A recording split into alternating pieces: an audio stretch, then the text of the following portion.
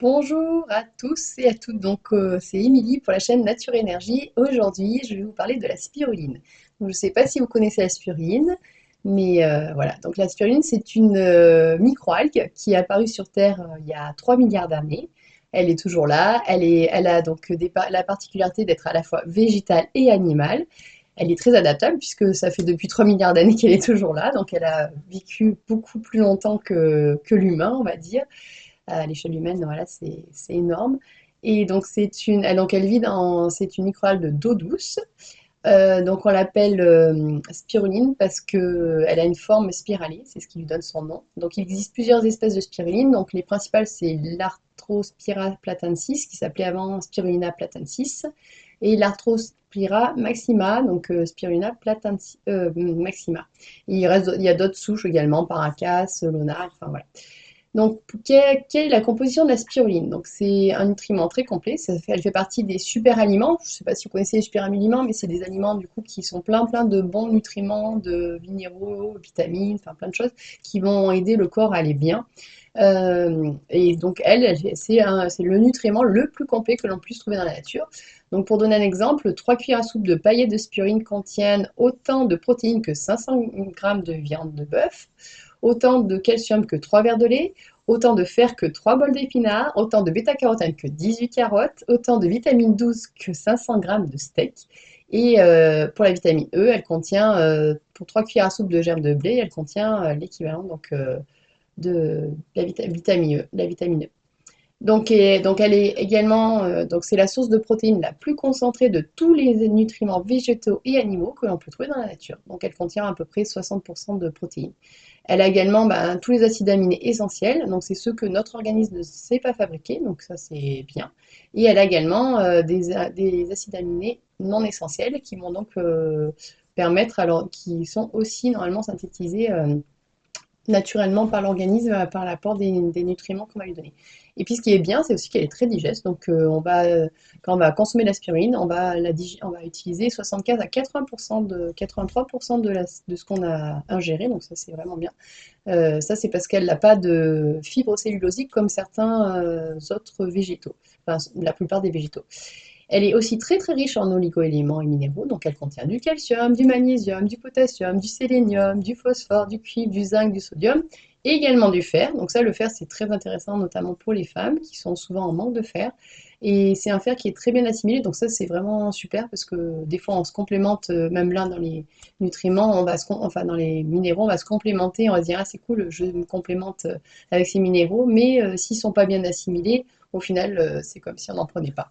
Donc là, voilà, on est sûr que le fer qu'on va prendre qui sera apporté par la spiruline sera bien assimilé, il sera bien utilisé par notre corps. Et c'est également une source d'antioxydants et d'antiradicalaires puissants. Donc ça, c'est bien parce que voilà, l'oxydation, c'est quelque chose qui fait partie de la vie. Et donc, avoir des antioxydants apportés par la spiruline, c'est bien. Ça évite d'en prendre en plus. Voilà. Elle est également riche en vitamines, donc notamment toutes les vitamines du groupe B, donc B1, B2, B3, B5, B6, B12. Elle a également de la vitamine A qui est sur forme de bêta-carotène, donc ça c'est bien parce que c'est le précurseur de la vitamine A et donc il n'y a pas de risque de surdosage. Elle a également de la vitamine E, de la vitamine D, la vitamine K1. Il n'y a que la vitamine C, il y en a très peu dans la spiruline, donc voilà, si on a besoin de vitamine C, il faut en prendre à côté. Elle a également des acides gras essentiels, donc notamment les oméga 3, 6 et 9, et surtout l'acide dihomo-gamma-linoléique, que l'on retrouve que dans le lait maternel et dans la spiruline. Donc quand on n'a plus le lait maternel, on peut retrouver ce très bon acide gras qui va être utile pour notre corps et notamment, je pense, le cerveau. Après, elle a de nombreuses enzymes, elle contient de nombreuses enzymes qui sont donc des facilitateurs biologiques qui vont permettre plein de réactions dans le corps, et notamment la SOD, qui est la superoxydase transdismutase, qui est remarquable donc, du coup, notamment pour ses effets antioxydants et cicatrisants. Et puis l'aspiruline, donc comme on a dit une algue, elle est à la frontière entre l'animal et le végétal, enfin elle est à la fois les deux. Elle a tous les pigments nécessaires pour faire la photosynthèse. Donc elle a de la chlorophylle, elle a des bêta-carotènes, d'autres caroténoïdes, la phycoérythrine, l'allophycocyanine et surtout la phycocyanine. Donc la phycocyanine, c'est un pigment qui est bleu, couleur cyan, qui est exceptionnel, que l'on trouve que dans la spiruline et dans quelques microalgues, d'autres microalgues, mais qui elles sont toxiques. Donc du coup, on a l'avantage d'avoir, qui présente elles des risques toxiques. Donc l'avantage de la spiruline, c'est que là, il n'y a pas ces risques-là. Donc après, ce qui est important, donc si vous voulez utiliser la spiruline, ce qui est important, c'est savoir comment elle est produite et comment bien la choisir. Donc il y a trois types de production principales qui existent. Il y a les bassins artisanaux qui ont été développés notamment dans les communautés au village dans le cadre de programmes immunitaires, parce que du coup la spiruline pourrait lutter contre la malnutrition et la faim dans le monde, donc notamment dans les pays émergents. Donc là, ces bassins artisanaux, ils ont été créés en Afrique subsaharienne, en Inde, en Amérique latine, notamment pour lutter contre la malnutrition infantile.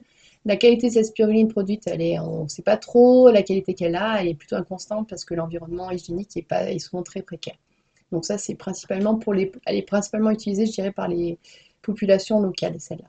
Après, il y a quelques unités industrielles donc, qui ont été développées aux US, enfin, aux États-Unis, en Inde et en Chine, et dans quelques autres régions équatoriaux-tropicales, d'Asie, du Sud-Est et du Sud-Est. Donc là, il y a beaucoup de production qui est créée. Donc là, c'est une centaine de tonnes par an, donc c'est quand même beaucoup. Donc elles sont cultivées dans des bassins à ciel ouvert. Elles sont récoltées donc de façon intensive et agressive, puis séchées par atomisation à haute température. Donc la qualité de cette spiruline, elle est au niveau hygiénique, elle est bien parce que c'est testé, c'est contrôlé, etc. Par contre, la problématique, et elle est aux normes internationales bien sûr, mais là où on aura moins de qualité par rapport à une autre spiruline artisanale, c'est que tout ce qui est micro-éléments, micro-oligo-éléments, micronutriments, notamment tout ce qui sont plutôt fragiles à la chaleur, notamment les vitamines, les enzymes et les pigments, eh ben, ils seront certainement de moins bonne qualité parce qu'ils auront été trop chauffés à des températures trop hautes et donc il y en aura certainement moins dans la spiruline. Donc tout ce côté-là, il y aura les nutriments, mais il y aura moins les vitamines et les enzymes et les pigments. Voilà, parce que du coup, ça aura été trop chauffé. Donc après, il y a il y a une petite centaine d'algoculteurs, donc de spiruline en France. On a la chance, en France, il y a des personnes qui font de la spiruline, notamment dans le sud principalement de la France, hein, le sud-est de la France. Donc là, elles sont produites, la spiruline, elle est produite sous serre et dans des conditions de culture et de récolte et de séchage rigoureux, donc reconnu de bonne qualité. Donc c'est un séchage doux, elle est récoltée à certaines périodes de l'année, enfin il y a vraiment des normes. Et donc ça donne une bonne qualité, notamment ce qu'on parlait en micro tout à l'heure par rapport à l'autre production en micronutriments. Donc ces productions artisanales, elles n'excèdent pas plus de quelques centaines de kilos par an. Il n'y en a pas plus. Là où il y en a le plus, c'est il y a une unité notamment qui est un peu plus importante avec 2000 mètres carrés de production, donc ça produit à peu près une dizaine de tonnes par an. Et voilà, les productions artisanales en général, c'est une centaine de kilos par an. Donc il faut savoir quand même que plus de 80% de la spiruline qui est consommée en Europe, elle vient des États-Unis et de la Chine. Donc la qualité, elle est moindre que si c'était celle qu'on consommait de la France. Il y a également aussi un autre type de production qui commence à se développer de plus en plus, c'est la production de spiruline en biophotoréacteur. Donc là, c'est dans des tubes, des tubes. Donc elles sont produites, là on peut contrôler la température, la qualité de l'eau, enfin il y a plein de choses qu'on peut vérifier. Et du coup, il y a moins de risques également d'avoir des toxines qui viendraient venir de l'extérieur.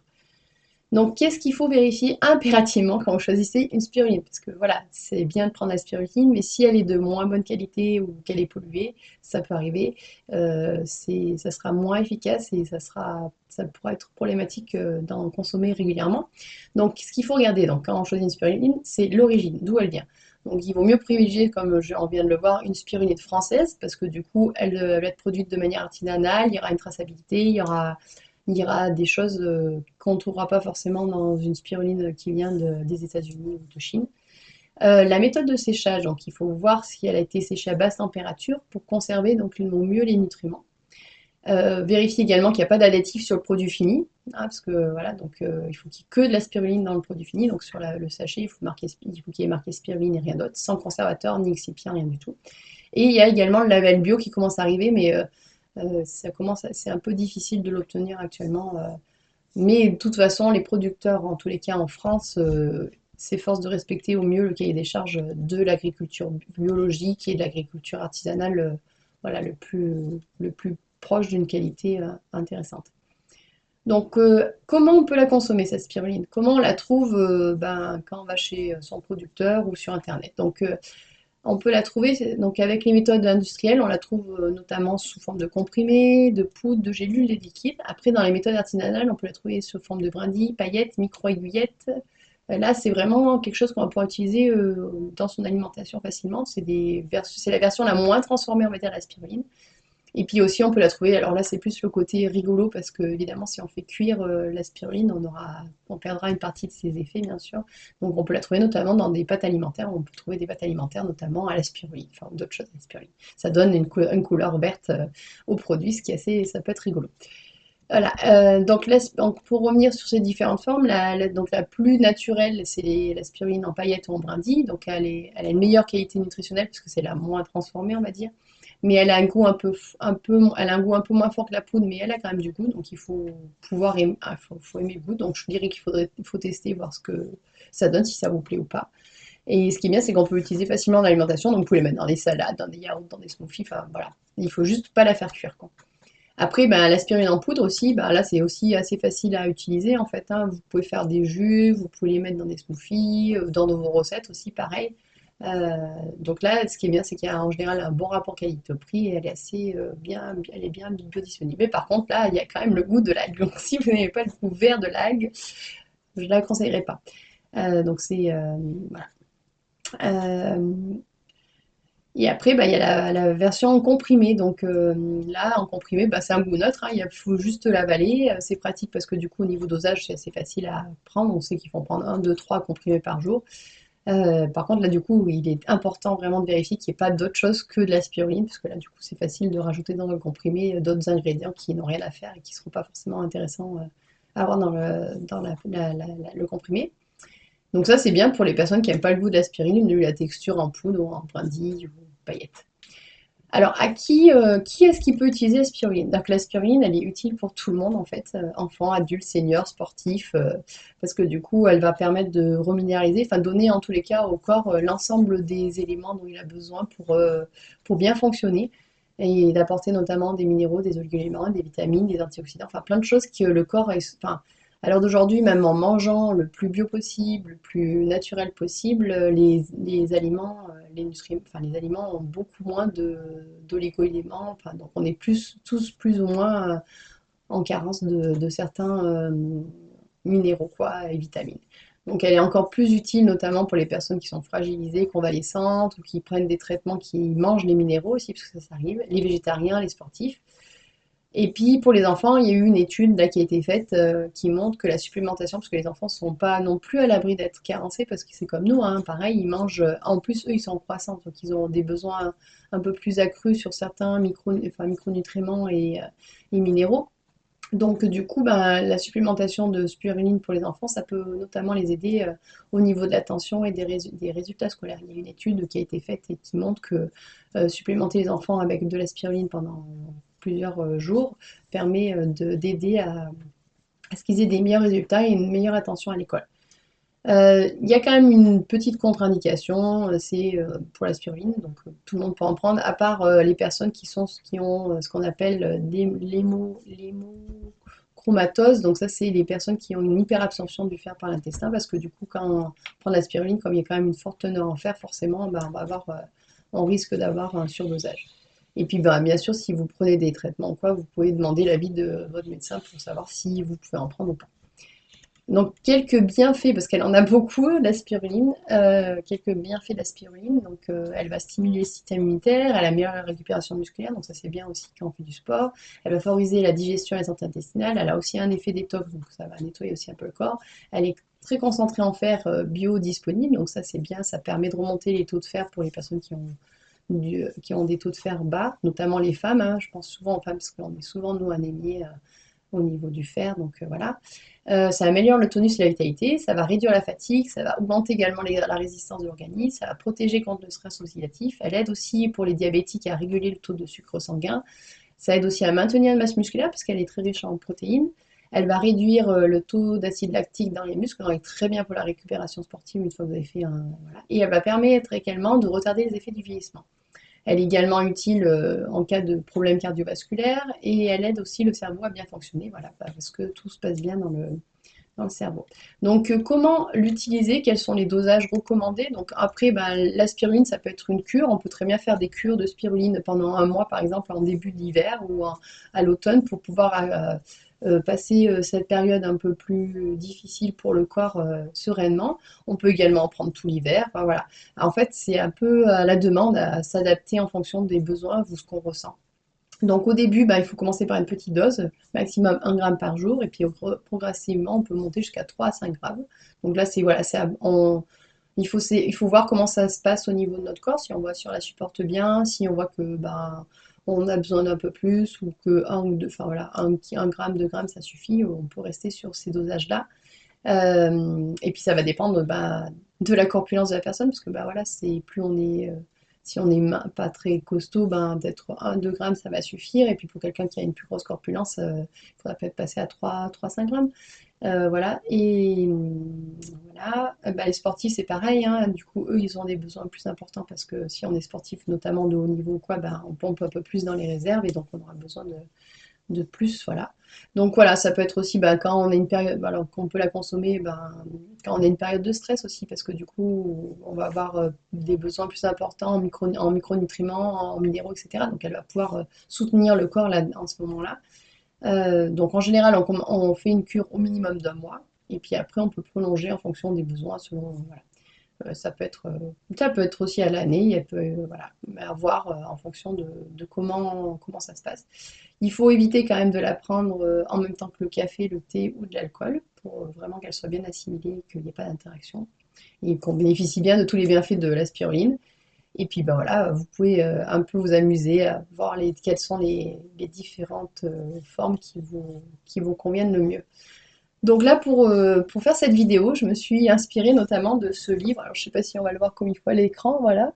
Donc, c'est le livre du docteur Jean-Louis Vidalot. Donc, lui, c'est un spécialiste de la spiruline et des microalgues.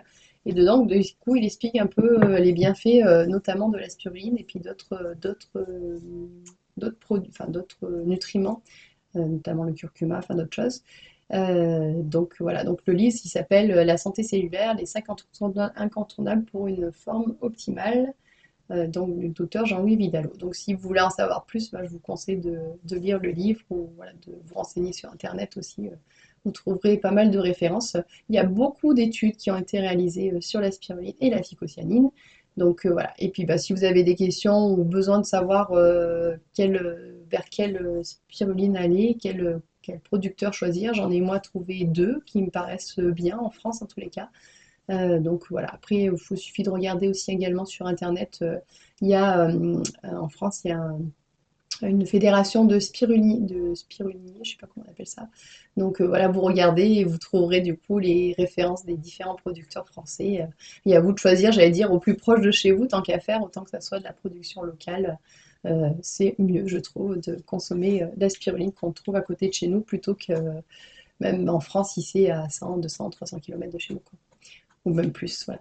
Donc j'espère bah, que cette vidéo vous aura été utile, que vous aurez appris des choses sur la spiruline et que ça va vous donner envie, en tous les cas, de tester, voir les bienfaits qu'elle peut vous apporter. Voilà, donc merci beaucoup et puis n'hésitez pas à mettre un pouce pour nous encourager, enfin pour m'encourager et nous encourager à alimenter la chaîne de vidéos enfin, de vidéos pour vous présenter différentes choses. Donc je pense que la prochaine vidéo, ça sera sur la phycocyanine, voilà, pour vous expliquer quel est l'intérêt de du coup, d'un des principes actifs importants qu'on peut trouver dans la spiruline et qui a vraiment des effets aussi très intéressants sur le bien-être et la santé. Voilà, ben, merci à vous, à bientôt et puis merci de m'avoir écouté. Au revoir.